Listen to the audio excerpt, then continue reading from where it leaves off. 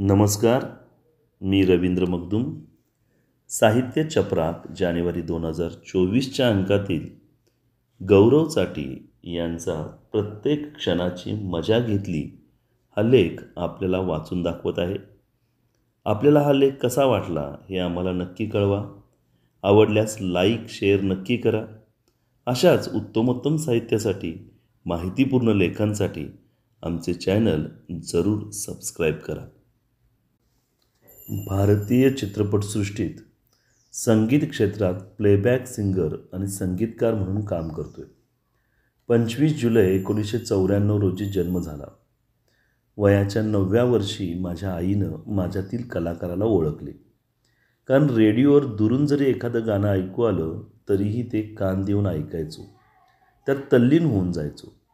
घरातले डबे, दरवाजे, टेबल जे मिळेल त्यावर मी ठेका धरत असे. त्यामुळे आईने मला गाण्याच्या क्लासला घातले. जसजसं वय वाढत गेलं तसतसा माझा गाण्याचा अभ्यास आणि रुची वाढत गेली. इंजिनिअरिंगचं धावपळीचं शेड्यूल सांभाळून मी रियाज करायचो. माझे त्यावेळचे गुरु नागपुरातील श्री धनराज यावलकर यांच्याकडे मी अभ्यास सांभाळत विशारदचे शिक्षण पूर्ण केले. त्यासोबतच नाट्यसंगीत, तबला यांचीसुद्धा तालीम घेतली. ज्या वर्षी मी इंजिनियर झालो त्याच वर्षी योगायोगानं मी विशारद पण झालो. हाच माझ्या आयुष्यातला खरा निर्णयाचा क्षण होता.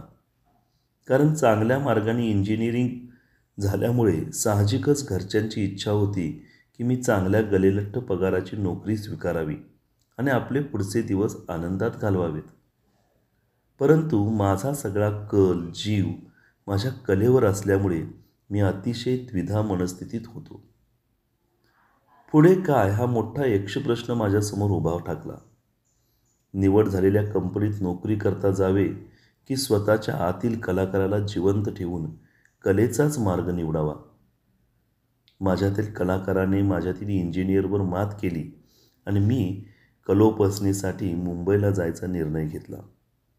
माझी ओढ सुफी गायकीकडे असल्यामुळे हाच मार्ग निवडावा असा माझ्या मनाने कौल दिला आणि आईवडिलांची संमती आणि आशीर्वाद घेऊन मुंबईला पोहोचलो. मुंबईत पोहोचल्यावर माझा गुरुचा शोध सुरू झाला. तेव्हा दरमहा खर्च निघण्यासाठी मी वेगवेगळ्या कंपोजरकडे स्क्रॅच गाणी गायचो. नागपूर सोडल्यावर आईबाबांकडून आर्थिक मदत घ्यायची नाही असं मी ठरवलं होतं. हे स्क्रॅच गाता गाता अनुराग गोडबोले यांच्याकडे मला स्क्रॅच गाण्याची संधी मिळाली. तेव्हा त्यांच्यासोबत बोलताना माझी सुफी शिकण्याची इच्छा आणि मी घेत असलेल्या गुरुशोधाबद्दल त्यांना कळाले आणि मला उस्ताद मुनवर मासूम यांच्याबद्दल सांगितले. पण माझ्या मनात शंका होती. इतका मोठा माणूस ज्याला मी फक्त फेसबुक, यूट्यूबवर पाहत आलोय, ऐकत आलोय, तो माणूस मला शिष्य म्हणून स्वीकारेल का? पण मनातील ही भीती मनातच ठेवून मी एक प्रयत्न करायचा असं ठरवलं आणि त्यांचा नंबर मिळवून मी त्यांना संपर्क करायचा प्रयत्न करू लागलो. साधारण 3-4 महिन्यांनी माझा त्यांच्यासोबत संपर्क झाला आणि मी त्यांच्याकडे जाणे सुरू केले. ते फक्त इतकंच म्हणाले, बेटा अच्छा गाते हो, देखते है. पण अजूनही त्यांनी मला शिष्य म्हणून स्वीकारले नव्हते. मी सतत त्यांच्या पाठीमागे लागलो होतो. मला कधी शिकवता, सुरुवात कधीपासून करायची, पण नेहमी अपयशच हाती पडत होते आणि माझा गुरुशोध पूर्णत्वास येत नव्हता. एक दिवस माझे सततचे प्रयत्न पाहून त्यांनी मला बोलावले आणि सांगितले की माझ्याकडून शिकायचं असेल तर आधीचं सगळं विसरून नवी सुरुवात करावी लागेल. मी लगेच तयार झालो आणि इथून माझ्या सुफी गायकीच्या पहिल्या सरगमची सुरुवात झाली. 6 महिन्याचे प्रशिक्षण घेतल्यानंतर उस्तादजी म्हणाले की अब आप सीखने के काबिल हो गए हो. त्यानंतर उस्तादजींनी मला गंडा बांधला आणि मी त्यांचा गंडाबंद शागिर्द झालो. त्यांच्याकडून मी आत्ताही शिकतोय आणि आयुष्यभर शिकतच राहणार आहे. सुफी गायकीमध्ये मला काम करायचं असल्याने मी उर्दू भाषा शिकलो. कारण उर्दू ही सुफीचा आत्मा आहे असं म्हणतात आणि बिना आत्म्याची गायकी कशी शिकणार. उस्तादजींच्या संगतीत राहून उर्दू शब्दांचे योग्य उच्चारण मी अजूनही शिकतोय आणि उस्तादजींच्या अफाट ज्ञानसागरातून एक एक मोती वेचतोय. उस्तादजींकडून शिक्षण सुरू असतानाच माझी बाकीची कामं देखील सुरूच होती. कारण मुंबईसारख्या शहरात राहायचं म्हणजे पैसा तर हवाच. घरून घ्यायचा नाही हे ठरवल्याने मला काम करावी लागणार होते आणि त्यामुळे दिवसभर कामाच्या शोधात फिरणे, कुठे स्क्रॅच गा, एखादी जाहिरात कर, असं करत संध्याकाळी मी बरेचदा कामाच्या ठिकाणाहून पायीच उस्तादजींच्याकडे जायचो. कधी कधी रपेट 4 ते 5 किलोमीटर होत असे. एखाद्या कामाचे पैसे मिळाले तर भरपेट, नाहीतर मुंबईचा वडापाव तर साऱ्यांचंच पोट भरतो.